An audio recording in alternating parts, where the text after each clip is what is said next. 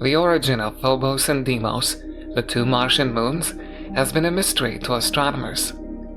These two bodies are a fraction of the size and mass of our moon, measuring just 14 miles and 7.83 miles in diameter. They're both also irregular in shape, leading many to speculate that they were once asteroids that got kicked out of the main belt and were captured by Mars's gravity.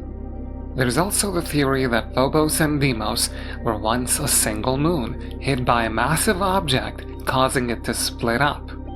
In a recent paper, an international team of scientists led by the Institute of Space and Astronautical Science revisited this very hypothesis. They determined that a single moon in a synchronous orbit would not have produced two satellites as we see there today.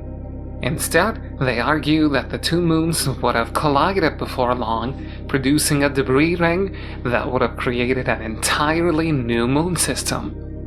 The subject of where Mars's moons came from has become a hot topic of debate for astronomers in recent years.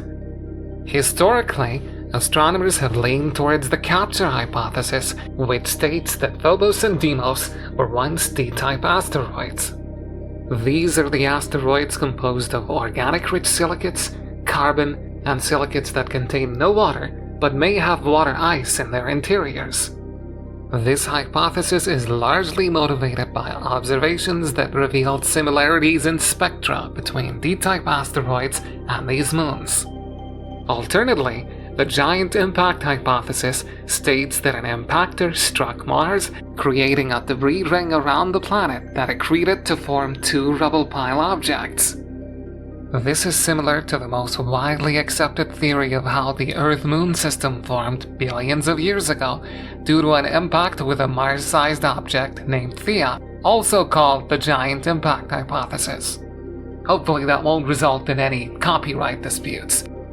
More recently, it has been proposed that Phobos and Deimos may not be primordial objects that resulted from capture or an impact, but are the remains of a primordial moon that broke apart.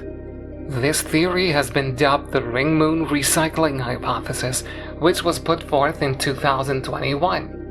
According to this hypothesis, this progenitor moon was ripped apart 1 to 2.8 billion years ago, either by tidal forces or an impact. The resulting debris would have formed a ring around Mars that was eventually recycled to form Phobos and Deimos.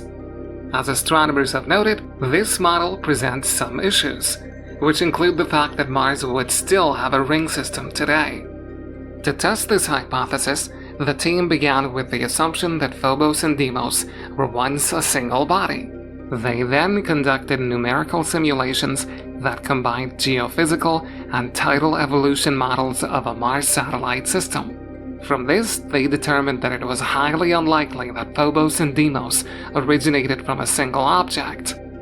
They calculated successive orbital evolutions of the moons in the direct three-body approach, which can precisely calculate close encounters, gravitational interactions, and collisions between moons. They found that the two moons would most likely collide with each other within a very short time scale after the splitting. This is a very high-velocity impact, and thus the two moons, Phobos and Deimos, are catastrophically destroyed.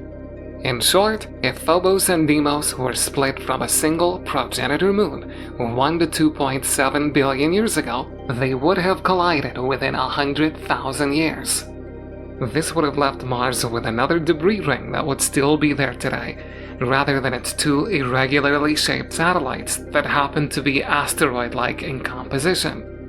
These findings have renewed the debate about where Mars's moons came from, and also suggest that it may not be resolved until sample return missions are sent to explore the Martian satellites. It is clear that multiple space agencies intend to explore the moons of Mars in the near future.